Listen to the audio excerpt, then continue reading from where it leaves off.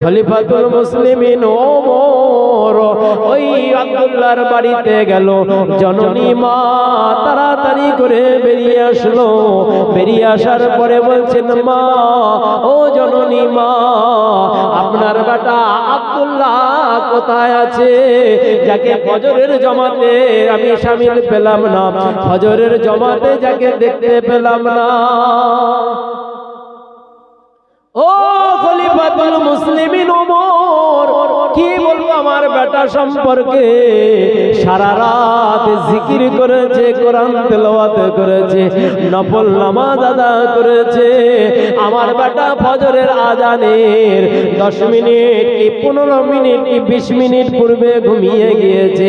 আমি মা জননী, আমার বেটা ঘুমিয়ে গিয়েছে বলে আমি তাকে ঘুমের থেকে তুলি নাই।